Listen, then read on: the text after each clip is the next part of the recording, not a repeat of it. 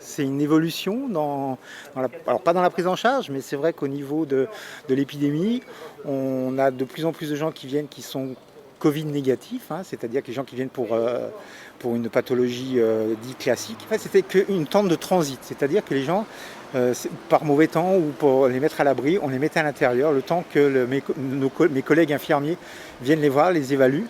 Et donc ils transitaient, ils restaient là 5-10 minutes.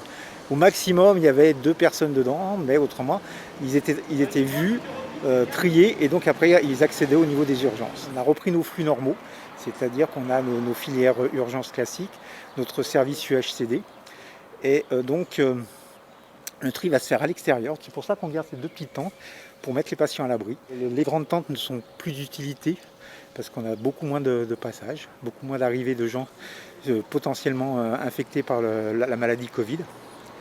Et donc c'est vrai que on a démonté, on devient une activité normale. Donc on reprend nos circuits habituels, les gens ils viennent, ils se présentent. Alors s'ils sont valides, ils sont autonomes, ils vont se présenter à l'accueil des urgences. Ils vont être accueillis par une infirmière qui va les diriger à l'intérieur, donc soit en filière simplement traumatologie consultation, soit en filière d'hospitalisation. À l'intérieur, on a quand même différencié une ou deux salles de soins pour que les gens qui sont suspectés, qui ont des signes cliniques de Covid-19, puissent être pris en charge, soient identifiés. Après, les gens, ils se présentent spontanément, ils n'ont pas besoin de passer par le centre 15. Les ambulances, aussi bien les ambulances des pompiers que les ambulanciers privés, vont arriver par le SAS, et pareil, ils seront accueillis par une infirmière des urgences, qui va les orienter dans les différents secteurs de prise en charge.